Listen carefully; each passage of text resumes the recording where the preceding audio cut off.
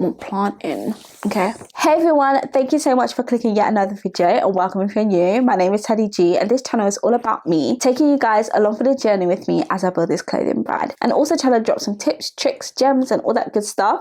And this video is going to be one of those like gems videos. Guys, I am trying my utmost to be a bit more consistent on YouTube like I was when I first started, but honestly, things just get on top of me. It is actually 8 p.m. right now as I'm filming this, and I need to edit today as well. So you can only imagine just what I spend my time doing, but I am trying. In this video, I'm going to be talking to you guys about how to register your business in the UK as a limited company. Now, I need to put out a disclaimer. I am in no way, shape, or form a professional in this field. These are just things that I have learned from doing my own research, and I wanted to condense it into a video that is more digestible instead of going through and reading all the stuff that is readily available online. So hopefully it is able to help. So without further ado, let's get into this video.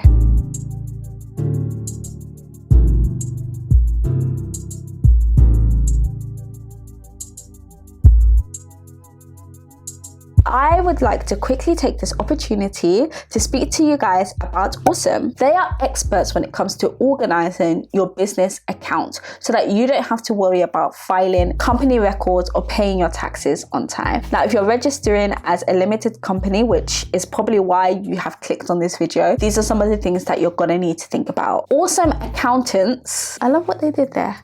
Osome accountants will take care of all your financial admin through the app and are always at hand to answer any questions that you might have for them. They will give you free financial advice based on your company accounts. It is super easy to link your bank, your payment systems, your online store to the Osome system. And once you've linked everything up, Osome will basically take care of the rest. They will keep track of your spending, your profits, and make sense of your financial performance in real time. This will give you peace of mind knowing that your accounts are being taken care of. If you've watched my pros and cons video of being registered as a limited company, you will know that this is something that has always stressed me out. The Osome accountants know that your time is precious because we're out here trying to build a business, trying to do the marketing. You know, we're wearing several hats, so they make it easy for you to manage payment, invoices, cash flow, and expenses, all in the same place on their app. Using the Osome system will literally save you thousands for your business every year. It's like having a finance manager, but at a much lower cost. So click the link in my bio and try out Osome now. There's some discounts available. But yeah, check out Osome. I'll link them down below in my description and in my pinned comment. Let's get into this video. So what is a limited company or an LTD? A limited company is a company that is limited by shares or guarantee. Now the guarantee part is something that I actually learned recently when I was trying to actually do the research to create this video and make sure that all the information that I'm giving you is as accurate as possible. I always thought that a limited company was only limited by shares, but there is something called guarantee in there as well, which I am going to go throughout this video because it does creep up in several parts. It is an entity in its own right, which means legally it is separate from the person or the people that are running the business. So when it comes to registering your business as a limited company, the first thing that you need to think about is whether actually registering as a limited company is what you need for your business, is the thing for you. I do, as mentioned, have a pros and cons videos, so I will link it up here. You can go ahead and check that out. That particular video focuses on limited company and sole trader, but there are different ways that you can set up a company, such as a partnership, a social enterprise, an overseas company, and an unincorporated association. So you could do your research and check whether being a limited company is what you actually want to be and explore all these other options. But in this video, I am going to be just talking about limited company. So next, which I think is the most exciting part of the whole process, and that is deciding what you're going to name your company. Now, there are some rules when it comes to naming your company, when it comes to registering it as a limited company. And those are things like it shouldn't be the same as a registered company already, and it shouldn't be similar to the name of a registered company. And if it is too similar, so you might not think it's similar, but if it is too similar, then the company that thinks it's too similar might file a complaint, and then you'll be forced to change the name of your business. But there are resources on the Gov website that allow you you to research whether or not the name that you want to use for your company has been taken already. So you can literally just type in what you want and then you will see whether you can use it. The company name cannot be offensive, which kind of pretty much goes without saying. But one thing about registering your company under this name is that you can also then trade under a different name, but this will be referred to as your business name. So for example, Shvoshva is Shvoshva Ltd. However, its business name can just be Shvoshva, for example, or the latest clothing brand, like whatever. Do you know what I mean? Next, you would need to appoint a director. So you need to have at least one director. A director is basically responsible for running the business. They have all the responsibility of the business. A director should be over the age of 16 and not have been previously disqualified from being a director of a company. So those are the rules when it comes to that. So next, you need to decide who is going to be the shareholders or the guarantors. This can be the director. So a limited company that is limited by shares needs to have at least one shareholder, and that one shareholder would basically own 100% of that business, of that company. And there's no maximum amount of shareholders that you can have within a business, and the price of each individual share can pretty much be anything. When I registered my business, Shvoshva, my share amount was £1. And basically, if the business was to close down, I have to pay back that pound. If the company is limited by guarantee or a guarantor promises a particular amount that they would pay, say if the company cannot pay off its debts.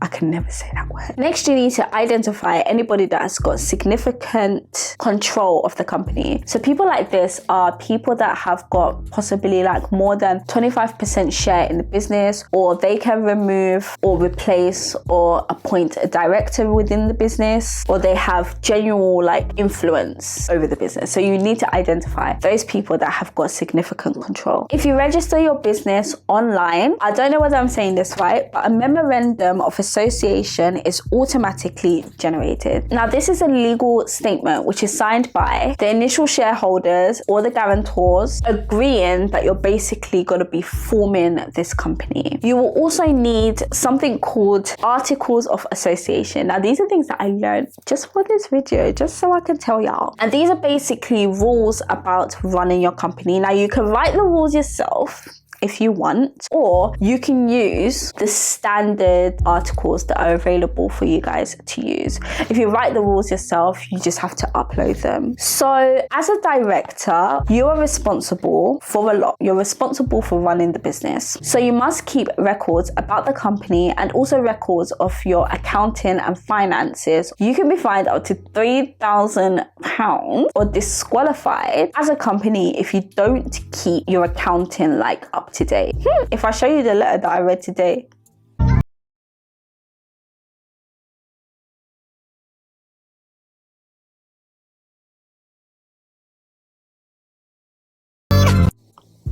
anyway, we won't get into that.